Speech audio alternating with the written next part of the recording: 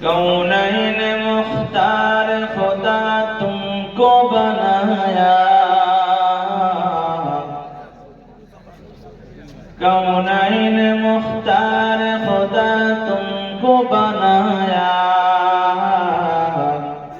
उम्मत करगा बन के खुदा तुमको बनाया, उम्मत करगा बन के खुदा तुमको बनाया।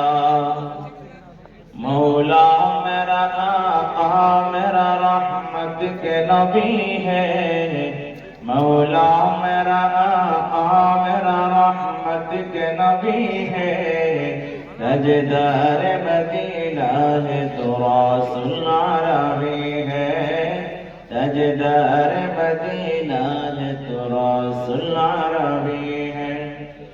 अशजार ने देते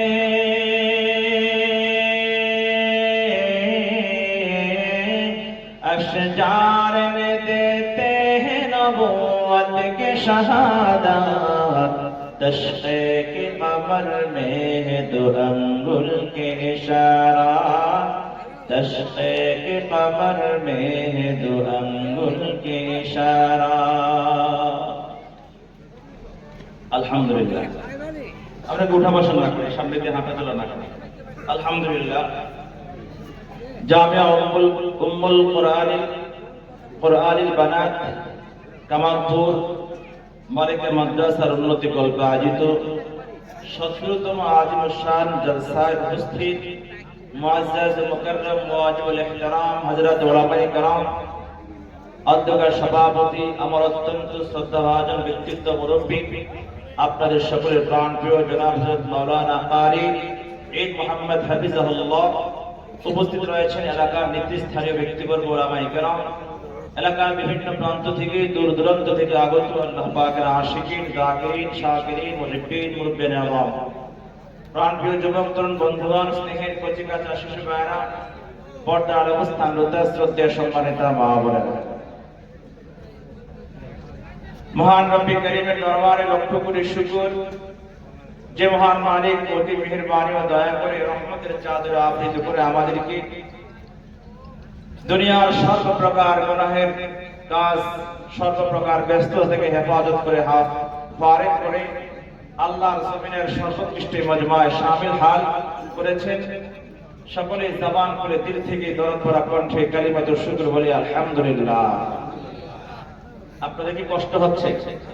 আর কেউ কেউ উঠবেন, ওঠা চলা করলে আমি কথা বলতে পারি না, বিশেষ করে সামনে কেউ উঠবেন, যারা উঠবেন আগে উঠে যান, জোরে সেরে আসেন, কথা শুরু হয়ে গেলে উঠতে পারবেন না।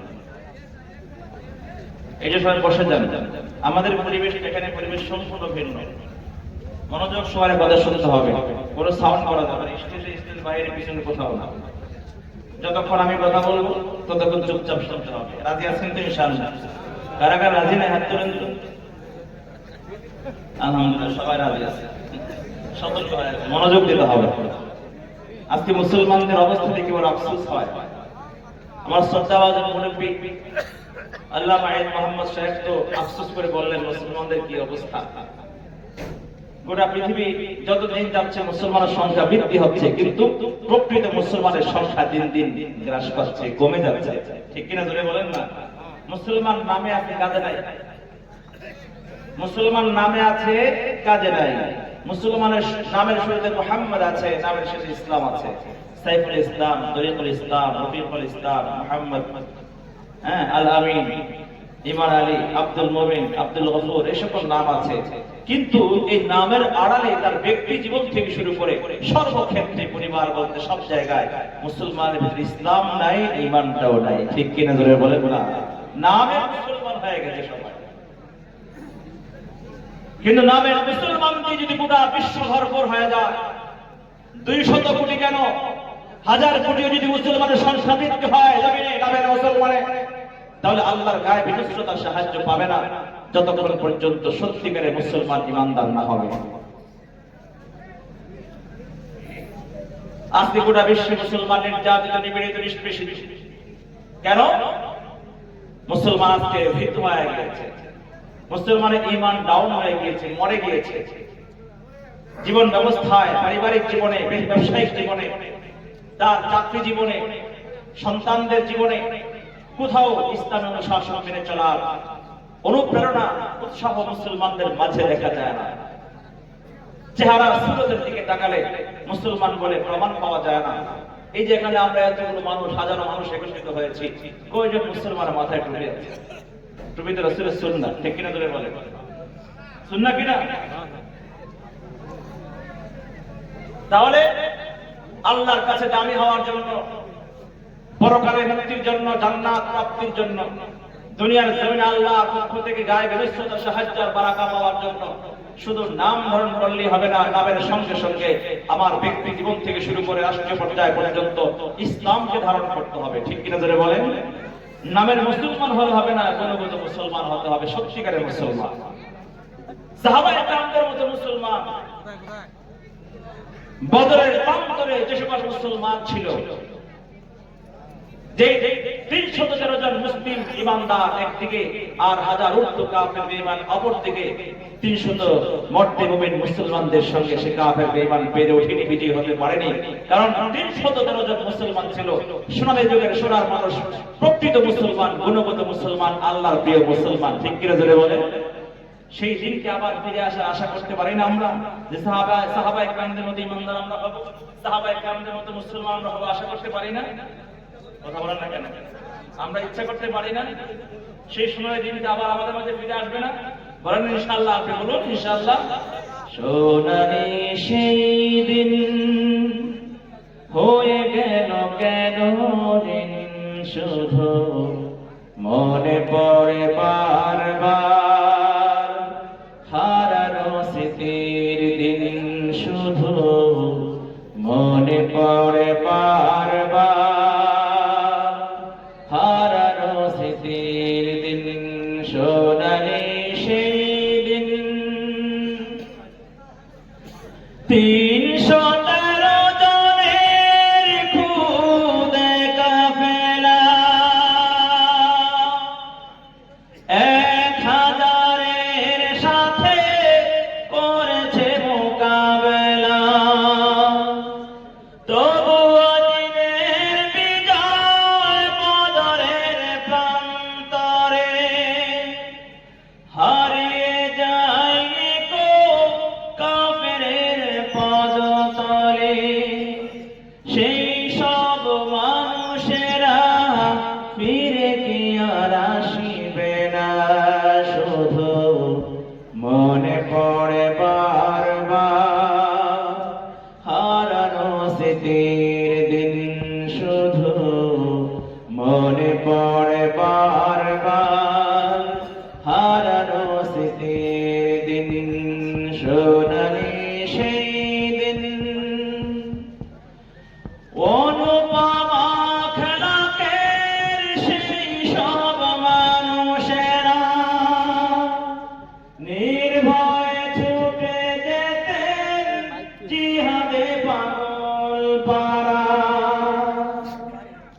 তবুও দিনের বিজয় বদরের প্রান্তরে হারিয়ে যায়নি কো কাফেরের পদতলে। সেই সব মানুষেরা ফিরে কি আর আসিবে না, শুধু মনে পড়ে বারবার হারানো স্মৃতির দিন, সোনালি সেই দিন। সোনালি সেই দিনের মুসলমান যদি হতে চাও, আল্লাহর নবী বিশ্ব নবী মুহাম্মদুর রাসূলুল্লাহ সাল্লাল্লাহু আলাইহি ওয়াসাল্লামের সঙ্গে সংস্রবে থেকে সাহাবায়ে কেরাম যেমন মুমিন মুসলমান হয়েছিল, তেমন গুণগত মুমিন মুসলমান যদি আজও আমরা হতে পারি, তাহলে 200 কোটি মুসলমানের প্রয়োজন হবে না। মাত্র 313 জন মর্দে মুমিন যদি জানা যায়, গোটা বিশ্বের সব অমুসলিম বেঈমান পরাশক্তি অপর দিকে থাকে, তাহলে মুসলমানদেরকে কোনোদিন পরাজিত করতে পারবে না, ঠিক কিনা জোরে বলেন না? ও মুসলমান বন্ধুরা আমার, তাহলে আমরা কেমন করে এমন গুণগত মুসলমান হব, সত্যিকারের মুসলমান হব? আল্লাহ নবী সাল্লাল্লাহু আলাইহি ওয়াসাল্লামের কাছে এক সাহাবী এসে প্রশ্ন করে, ইয়া রাসূলুল্লাহ, মাতা আকুনু মুমিনান সাদিকা, আল্লাহ নবী গো আমি কেমন করে সত্যিকারের ঈমানদার হতে পারবো? কে প্রশ্ন করেছেন? এক সাহাবী বিশ্ব নবীর কাছে প্রশ্ন করেছে, আমি কেমন করে সত্যিকারের ঈমানদার হব? তাহলে আমরা যদি এই প্রশ্নের উত্তরটা এখান থেকে মুখস্থ করে নিয়ে যাই, রেকর্ড করে নিয়ে যাই, সেই মতে যদি আমার জীবন যাপন করি, তাহলে আমরাও সাহাবায়ে কেরামদের মতো প্রকৃত সত্যিকারের ঈমানদার হতে পারবো। ঠিক কিনা জোরে বলেন, ঠিক কিনা? আওয়াজ দিয়ে নিন আমার সাথে, ঠিক কিনা জোরে বলেন, আওয়াজ করেন, ঠিক কিনা বলেন। নারায়ে তাকবীর, নারায়ে তাকবীর। সবাই হাত তুলে, দুই হাত তুলে আল্লাহ তাআলাকে দেখান, দুই হাত উঁচু করেন, দুই হাত উঁচু করেন।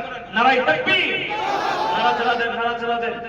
নারায়ে তাকবীর, নারায়ে তাকবীর। আল্লাহ নবী সাল্লাল্লাহু আলাইহি ওয়াসাল্লামকে বললেন, আবু আল্লাহর নবী মাতা আকুনু মুমিনান সাদিকা, আমি কেমন করে সত্যিকারের ঈমানদার হব?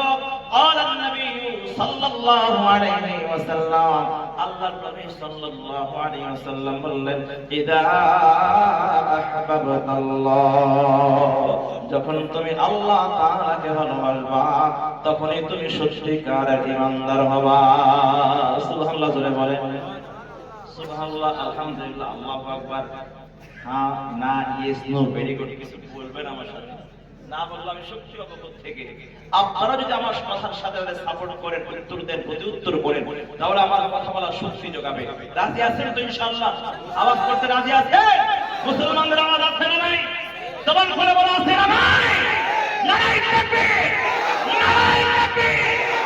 আল্লাহ নবী সাল্লাল্লাহু আলাইহি ওয়াসাল্লাম বলেন, আল্লাহ তাআলাকে ভালোবাসলে সত্যিকারের ঈমানদার হওয়া যায়।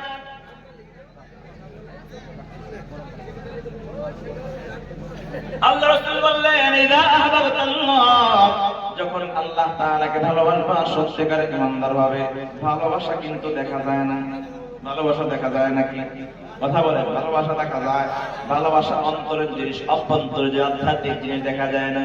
একজন ঈমানদার, প্রকৃত ঈমানদার হওয়ার জন্য আল্লাহ তাআলাকে সবচেয়ে বেশি ভালোবাসতে হয়। একজন মুমিনের ভালোবাসার সম্পর্ক হবে রবের সঙ্গে, আল্লাহর সঙ্গে। শুধু ভালোবাসার সম্পর্ক নয়, প্রেমের সম্পর্ক। শুধু প্রেমের সম্পর্ক নয়, কঠিন প্রেমের সম্পর্ক হবে আল্লাহর সাথে। কার সঙ্গে জোরে বলেন? আল্লাহ পাক রব্বুল আলামিন কোরআনে কারিমে বলে দিয়েছেন, ওয়াল্লাযীনা আমানু আশাদ্দু হুব্বান লিল্লাহ। আল্লাহ পাক রব্বুল আলামিন বলেন, একজন ঈমানদার, একজন মুমিনের রবের সঙ্গে হবে কঠিন প্রেম, কঠিন ভালোবাসার সম্পর্ক, মুহাব্বতের সম্পর্ক। আল্লাহ তাআলাকে ভালোবাসলে সত্যিকারের ঈমানদার হওয়া যায়। এবার সাহাবী প্রশ্ন করে, ওগো আল্লাহর নবী, ভালোবাসা তো দেখা যায় না, ভালোবাসা তো উপর থেকে বোঝা যায় না, আমি যে আল্লাহ তাআলাকে ভালোবাসি এটা কেমন করে প্রমাণ করব? এবার সরকার দোয়া আরম্ভ করলেন, আল্লাহর ভালোবাসা প্রমাণ হবে তখন, ইদা আহবাবতা রাসূলহু, যখন আল্লাহ রাসূলকে, আল্লাহর নবীকে তোমরা ভালোবাসবা, তখন এই প্রমাণ হয়ে যাবে তুমি আল্লাহ তাআলাকে ভালোবাসো। জোরে জোরে বলেন সুবহানাল্লাহ। তাহলে আল্লাহ রাসূলকে ভালোবাসলে আল্লাহর ভালোবাসার প্রমাণ হয়। সাহাবী আবার প্রশ্ন করে, মাতা আকুনু উহিব্বু রাসূলহু, আমি যে আল্লাহ রাসূলকে ভালোবাসি, ওগো আল্লাহর নবী, এটা কেমন করে প্রমাণ হবে? কারণ রাসূলের ভালোবাসার দাবিদার তো বর্তমান পৃথিবীতে মুসলমানদের মাঝে অভাব নাই। এক একজন এক এক ভাবে রাসূলের ভালোবাসার দাবি করে। কেউ বছরে এক দুইবার বড় বড় উরুস করে, বড় বড় নেকি পাকাইয়া মানুষকে খাওয়ায়া ভালোবাসার দাবি করে। কেউ ইশকে রাসূলের জশ্নে জুলুস করে ভালোবাসার দাবি করে। কেউ কোটি টাকা দেয়া গেট বানিয়ে লাইটিং করে, ফোকাস করে ভালোবাসার দাবি করে। আসলে প্রকৃত রাসূলের ভালোবাসার প্রমাণ দেওয়ার জন্য কি করতে হবে? আল্লাহর নবী সাল্লাল্লাহু আলাইহি ওয়াসাল্লাম বলেন, ইদা আহবাবতা বিহুব্বিহি ওয়া আবগাদতা বিবুগদিহি ওয়া বালাইতা বিবালায়াতিহি ওয়া আদাইতা বিআদাওয়াতিহি ওয়াত্তাবা'তা সুন্নাতাহু ওয়া আতা'তা তরিকাতাহু। নবী আকরাম সাল্লাল্লাহু আলাইহি ওয়াসাল্লাম স্পষ্ট করে বলে দিলেন, নবীর ভালোবাসা, আল্লাহর ভালোবাসা, নবীর মুহাব্বত আর ইশক মুখে মুখে দাবি করলে হয় না, এটা কাজের মাধ্যমে প্রমাণ করতে হয়। আল্লাহ রাসূল যা ভালোবাসে তুমিও তা ভালোবাসবা। আল্লাহ আল্লাহ নবী যা পছন্দ করে তুমিও তা অপছন্দ করবা, আল্লাহ রাসূল যার সঙ্গে বন্ধুত্ব রাখে তুমিও রাখবা, আল্লাহ নবী যার সঙ্গে দুশমনি রাখে তুমিও তার সঙ্গে দুশমনি রাখবা। নবী